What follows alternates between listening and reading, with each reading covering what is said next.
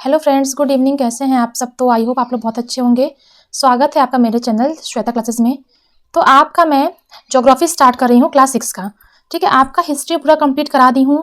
अगर अभी तक आपने देखा नहीं है तो प्लीज़ जाकर उसे वॉच कीजिएगा। मैं सारे चैप्टर का डिटेल वीडियो आपके लिए लाई हूँ। पूरा हिस्ट्री कंप्लीट हो चुका है। अब मैं आपका क्लास 6 का ज्योग्राफी पढ़ा रही हूँ। ठीक है, बहुत इंपॉर्टेंट क्लास है और अगर आप लास्ट तक मेरे चैनल पर बने रहते हैं तो आपको इससे बहुत फ़ायदा होगा। मैं आपके लिए लास्ट में इम्पॉर्टेंट लाइन, आपके लिए इम्पॉर्टेंट नोट्स भी आपके लिए तैयार कर रही हूँ, जो कि लगभग 2 मंथ में आपके कंप्लीट हो जाएंगे। ठीक है, तो आइए हम लोग स्टार्ट करते हैं। देखिए, सबसे पहला चैप्टर हम लोग ये पढ़ने वाले हैं, अध्याय 1 है क्लास 6 का, पृथ्वी पर स्थानों की स्थिति। पृथ्वी पर जो भी स्थान है उस वो स्थानों की जो स्थिति है वो हमें कैसे ज्ञात होती है? या तो ग्लोब के माध्यम से होती है, या तो मैप से होती है, हाँ, या तो गूगल मैप होता है कि आपको उस जगह मैप के थ्रू आपको वहां तक पहुंचा दे देता है। ठीक है, तो इसी के बारे में हम लोग पढ़ने वाले हैं कि वो कौन कौन सी चीजें हैं जहां पे हम लोग को पृथ्वी के स्थानों की स्थिति का पता चलता है। ठीक है, तो देखिए, पृथ्वी अंतरिक्ष में स्थित है, जो जल, पृथ्वी, अग्नि, वायु से बनी है और यह गोलाकार है। यह सभी स्थलीय और जलीय प्राणियों से घिरी हुई रहती है। ये किसने कहा है? आर्यभट्ट जी ने कहा है। ठीक है, यहाँ से भी क्वेश्चन आ सकता है। ये एज इट इज आपको उठाकर दे देगा और यहाँ पे कई मतलब नाम आएंगे। ठीक है, तो आपको ये पता रखना पड़ेगा कि आर्यभट्ट जी ने ये लिखा है। देखिए, अब यहाँ पे आपके सामने मैप है। ठीक है, अगर आपको इस जगह मतलब यहाँ पे आपको कहीं भी पहुंचना है, हाँ, तो आपको एक मैप के थ्रू अगर आपको ये चीज़ मालूम पड़ जाएगा कि उत्तर, दक्षिण, पूरब, पश्चिम, ठीक है, कौन सा किस जगह है, तो आपका जो गूगल मैप होता है उसमें सभी चीज़ शो करता है कि आपको कैसे, यहाँ तक कि रास्ता तक का मालूम पड़ता है, ब्लू सिग्नल करता रहता है ऐसे ऐसे। ठीक है, तो इस प्रकार से आपको वो वहाँ तक पहुँचा देता है। ठीक है, तो मैप का होना बहुत इंपॉर्टेंट है, हाँ, हमारे लाइफ में। ठीक है, चलिए इसका हम लोग उपयोग हम लोग देखते हैं। मानचित्र स्थानों का पता लगाने के लिए एक मार्गदर्शक की तरह है, जो यह दर्शाता है कि किसी स्थान की स्थिति कहाँ है और यहाँ तक कैसे पहुंचा जा सकता है। मानचित्र मतलब मैप के दाएं कोने के शीर्ष पर स्थित 4 तीरों पर ध्यान देंगे तो आपको दिशा का पता चलेगा, वहां पे से जो आपका ये मालूम हो रहा है। ठीक है, यहाँ पे 4 तीर, इससे ये मालूम पड़ता है। देखिए, मानचित्र और उसके घटक। हम इस साधारण उदाहरण से समझ सकते हैं कि मानचित्र किसी भी क्षेत्र का एक प्रतीकात्मक चित्रण या रेखांकन है। गांव कस्बा पहुंचना हो या किसी जनपद राज्य में पहुंचना हो, किसी भी देश में पहुंचने के लिए हमें मानचित्र की आवश्यकता पड़ती है। अब इसको किस प्रकार से पुस्तक या संग्रह में हम देख सकते हैं। ठीक है, मानचित्र को तो एक आती है बुक एटलस। ठीक है, अगर कुछ बच्चों ने पढ़ा है तो वो पढ़ा होगा। एटलस की जो बुक है, आपका हर एक स्टेट का, हर एक मतलब कंट्री का, हर जगह का मैप उसमें रहता है। और इसके अनेक प्रकार होते हैं। पहला कौन सा होता है? भौतिक मानचित्र। भौतिक मानचित्र में क्या होता है? ये आपका पर्वत, महासागर और जो आपका रिवर वगैरह है उन सबको दर्शाता है भौतिक मानचित्र। राजनैतिक मानचित्र क्या होता है? ये देश या राज्यों के सीमा, नगर को दर्शाता है। उदाहरण के लिए सभी राज्य, केंद्र शासित प्रदेश और उनकी राजधानियों को दर्शाता है भारत का एक मानचित्र। थीमेटिक मानचित्र क्या होता है? कि विशिष्ट प्रकार की सूचना प्रदान करता है। ठीक है, विशिष्ट प्रकार की सूचना प्रदान करता है। किसी भी मानचित्र के मुख्य 3 घटक होते हैं: दूरी, दिशा और प्रतीक। ठीक है, क्या आप कभी अचंभित हुए हैं कि एक बृहद क्षेत्र को कागज के एक टुकड़े पर कैसे प्रस्तुत किया जा सकता है? यह मानचित्र के स्केल की सहायता से किया जा सकता है। ठीक है, अगर हम जो मैप बनाते हैं, ठीक है, कौन सा स्टेट कहाँ पर है उसको हम लोग उसमें मेजर कर देते हैं, तो ये मतलब बहुत अचंभित वाली बात है ना कि हर एक स्टेट को हम लोग एक पेपर पे ड्रॉ कर देते हैं। ठीक है, तो वो कैसे होता है? ये आपके मानचित्र के माध्यम से ही होता है। ठीक है, अब जो मतलब मानचित्र होता है, मैप होता है, उसका मेजर कैसे करते हैं? ठीक है, सपोज कीजिए कि 500 मीटर है। ठीक है, तो हम बोलेंगे कि मतलब स्केल में 1 सेंटीमीटर जो होता है उसको हम लोग 500 मीटर मान के चलते हैं। तो इस प्रकार से मतलब इसी माध्यम से हम लोग डिस्टेंस के लिए कर लेते हैं। ठीक है, अब देखिए, इसके अतिरिक्त मध्यवर्ती दिशाओं उत्तर पूर्व, दक्षिण पूर्व, दक्षिण पश्चिम और उत्तर पश्चिम का भी उपयोग किया जाता है। ठीक है, अधिकतर मानचित्र में मतलब उत्तर अक्षर में अंकित की एक तीर होती है जो उत्तर की ओर इंगित करता है। ठीक है, तो ये है। तो इस देखिए इस माध्यम से हमें ये मालूम पड़ता है कि जो उत्तर है मतलब ये नॉर्थ है, दक्षिण है तो साउथ है। तो इस सुई से हमको ये मालूम पड़ता है कि हम लोग किस दिशा में चल रहे हैं। ठीक है, चलिए ये भी आपका प्रतीक। अब देखिए प्रतीक चिन्ह क्या होता है। हर जगह का कुछ न कुछ प्रतीक होता है। सपोज कीजिए रेलवे लाइन है, ये है बड़ी लाइनें, ये है छोटी लाइन और ये है स्टेशन। तो अगर मैप में इस प्रकार का कोई चीज़ शो करता है तो हमें ये जान जाना चाहिए कि ये जो प्रतीक है ये क्या बता रहा है। सड़क है तो ये पक्की है, ये कच्ची है। सीमा है, राज्य है, जिला है, नदी, कुआं, नहर, सेतु। तो इस प्रकार से ये प्रतीक के माध्यम से भी हम लोग वहां तक पहुंच सकते हैं। ठीक है, अब चलिए यहाँ पर आइए पृथ्वी का मानचित्रण। पृथ्वी का मानचित्रण हम लोग कैसे करते हैं। ठीक है, अब एक अगर आपके पास वो है ग्लोब, ठीक है, तो आप लोग ये इमेजिन कीजिए कि एक जो गोल मतलब एक गोल आकृति जैसा है उस पर एक मानचित्र बनाया गया है। यह पृथ्वी, चंद्रमा, मंगल ग्रह, तारों और तारामंडल आदि भी एक मानचित्र हो सकता है। ठीक है, हो सकता है, लेकिन भौतिक वस्तु जो गोलाकार है मतलब धातु, प्लास्टिक या कार्डबोर्ड से बनी होती है।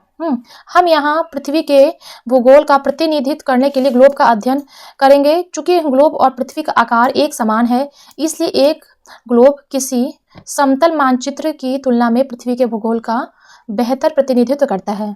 क्या कहते हैं, ग्लोब। चलिए अब हम लोग यहाँ से आइए देखते हैं कि अक्षांश। अक्षांश क्या होता है। ठीक है, देखिए ये होता है अक्षांश। ग्लोब को पुनः देखते हैं और इस पर उत्तर ध्रुव और दक्षिण ध्रुव की पहचान करना सरल है। ग्लोब को घुमाइए, यह भी घुमाया जाता है जो ऊपरी और नीचे की स्थिर पर स्थित बिंदु दो ध्रुव पर है। इसके माध्यम से उसे भूमध्य रेखा कहते हैं। देखिए अगर यह आपका ग्लोब है, ठीक है, ग्लोब को आप इस पोजीशन में घुमा सकते हैं। ठीक है, तो ऊपर आपका नॉर्थ पोल है, नीचे आपका साउथ पोल है, ये उसमें आप देख सकते हैं। बीच में जो रेखा है वो भूमध्य रेखा है, मतलब बीच की रेखा। अब देखिए ये जो रेखा होते हैं ये मतलब खड़े होते हैं और दोनों ध्रुव के बीचों बीच होते हैं। और अक्षांश क्या होता है कि भूमध्य रेखा से इस दूरी को मापता है। मतलब आपका ये 0 डिग्री होगा तो आपका ये 22.5 डिग्री होगा, फिर ये आपका कुछ होगा, तो ये सब अक्षांश होते हैं। ठीक है, इसी को कहते हैं अक्षांश। ठीक, चलिए हम लोग आगे बढ़ते हैं। ये यहाँ पे हम लोग यहाँ देख सकते हैं कि 30 डिग्री यहाँ पे लिखा है, ये विषुवत रेखा है, भूमध्य रेखा। ठीक है, ये आपका उत्तर है, ये आपका साउथ पोल है। तो इस टाइप से हम लोग इसको पढ़ते हैं। अब देखिए अक्षांश और जलवायु के बीच एक संबंध है। कैसा संबंध है। भूमध्य रेखा के चारों ओर जलवायु समानतः गर्म होता है, इसे उष्ण भी कहते हैं। मतलब कहाँ पे आपका भूमध्य रेखा के चारों ओर की जो जलवायु है वो बहुत गर्म होती है। ठीक है, ऐसा इसलिए होता है कि भूमध्य रेखा से दूर दो ध्रुव में से किसी एक की ओर यात्रा करते हैं तब अक्षांश की डिग्री बढ़ती है और जलवायु शीतोष्ण हो जाती है, मतलब ठंडी हो जाती है। उत्तर और दक्षिण ध्रुव के निकट जलवायु शीत ठंडी होती है। ठीक है, मतलब कि अगर आप यहाँ पर हैं तो आपको यहाँ का जो तापमान है बिल्कुल बराबर है मिलेगा, इसलिए यहाँ पे बहुत गर्मी आपको समझ में आएगी। लेकिन अगर इसके ऊपर या इसके नीचे आप यात्रा करने जाएंगे तो वहाँ का आपको जलवायु में अंतर आपको मिलेगा। ये है। अब देखिए देशांतर क्या होता है। संभवतः छोटी रेखा पर उत्तर ध्रुव से दक्षिण ध्रुव की ओर यात्रा कर रहे हैं ग्लोब का अवलोकन कीजिए तो आप पाएंगे कि यूरोप और अफ्रीका के मार्ग में जाने की जगह आप एशिया के मार्ग से भी जा सकते हैं और डिस्टेंस जो है उसका एक समान होगा। इन रेखाओं को देशांतरीय यमुनोत्तर कहते हैं। ठीक है, ये होता है आपका देशांतर जो एक ध्रुव से दूसरे ध्रुव तक जाता है। अगर आप किसी एक ध्रुव से लेके दूसरे ध्रुव तक जाएंगे तो उसे देशांतर कहते हैं। ये है आपका देशांतर के बारे में आपको समझाया है कि हम प्रातः सुबह नाश्ते का समय होता है, फिर भोजन का टाइम होता है, रात्र में हम लोग क्या कहते हैं खाना खाते हैं, फिर उसके बाद गहरी नींद में सोते हैं। तो ये सब मतलब आपका ये सब एक कहानी के रूप में आपको यहाँ पे समझाया हुआ है। ठीक है, लेकिन आपका जो मेन है आपका यहीं पर है। ठीक है, यहाँ से ये क्वेश्चन आ सकता है, मेरिडियन और लॉन्गिट्यूड। देखिए अब यहाँ पे आइए, देखिए अक्षांश और देशांतर मिलकर एक स्थान के 2 निर्देशांक होते हैं। इसके साथ आप अब पृथ्वी पर किसी स्थान का पता लगाने में सक्षम हैं। इस प्रकार जब यह कहा जाता है कि दिल्ली में 29 डिग्री उत्तर अक्षांश और 77 डिग्री पूर्व देशांतर पर स्थित है, तो आप इसे भली भांति समझ सकते हैं कि यद्यपि यह डिग्री अनुमानिक रूप से पूर्ण है किंतु सटीक नहीं है। अब देखिए ग्रिड क्या होता है। ग्रिड वो होता है कि आपका नीली रेखा, ठीक है, जो आपका ब्लू लाइन है, किस पे, ग्लोब पर अक्षांश और देशांतर के यमनोत्तर को दर्शाती है। यह सभी रेखा मिलकर ग्लोब पर ही एक ग्रिड बनाती हैं। इन्हें ग्रिड रेखाएं भी कहते हैं। इन्हें ग्रिड रेखाएं भी कहते हैं। देखिए ये है आपका भूमध्य रेखा, ये पश्चिम गोलार्ध, ये पूर्वी गोलार्ध। यहाँ पे फिर आपका घूम गया है तो आपका उत्तरी गोलार्ध यहाँ पर आ गया है और आपका दक्षिणी गोलार्ध यहाँ पर आ गया है, ठीक है। तो देखिए यहाँ पे आपका एक मैप है, हम लोग उसको देख लेते हैं। ये पढ़ना है कि जो भी टाइम में परिवर्तन होता है, ठीक है, तो वो किस प्रकार होता है, ठीक है। अगर एक दिन ढलती दोपहर में 2 मित्र, एक पोरबंदर गुजरात में है और जो अगला है वो तिनसुकिया असम में बैठे हुए फोन पर बातचीत कर रहे हैं। तिनसुकिया वाला मित्र कहता है कि असम में सूर्यास्त हो गया है, ठीक है, और अब अंधेरा है। जबकि पोरबंदर वाला मित्र चकित होकर कहता है कि लेकिन यहाँ तो अभी भी दिन का प्रकाश है, बताइए ऐसा क्यों है। और कक्षा की गतिविधि के रूप में इन 2 शहरों के बीच में स्थानीय समय के अंतर की गणना कीजिए, ठीक है। तो इस विधि का पृथ्वी पर किसी भी स्थान के स्थानीय समय की गणना करने में उपयोग होता है, लेकिन यह विधि किसी देश के अंदर अनेक स्थानीय समय के उपयोग के संदर्भ में उचित नहीं होती है। इसी कारण अधिकतर देश और उनके मध्य से गुजरने वाले यामोत्तर पर आधारित मानक समय को अपनाते हैं, ठीक है। मानक समय क्या होता है, भारतीय मानक समय जो होता है इंडियन स्टैंडर्ड टाइम, इसे ग्रीनिच कहते हैं, जिसे ग्रीनिच मीन टाइम भी कहते हैं, पर स्थानीय समय से 5 घंटे 30 मिनट आगे चलता है। तो ये होता है आपका। अब देखिए अंतरराष्ट्रीय रेखा क्या होता है। ग्रीनिच पर अंतरराष्ट्रीय रेखा क्या होता है, ग्रीनिच पर स्थित मुख्य यामनोत्तर इसके विपरीत की रेखा लगभग 180 डिग्री देशांतर पर है, उसे अंतरराष्ट्रीय तिथि रेखा भी कहते हैं। अंतरराष्ट्रीय तिथि रेखा कहते हैं। अब आइए यहाँ पे हम लोग देख लेते हैं।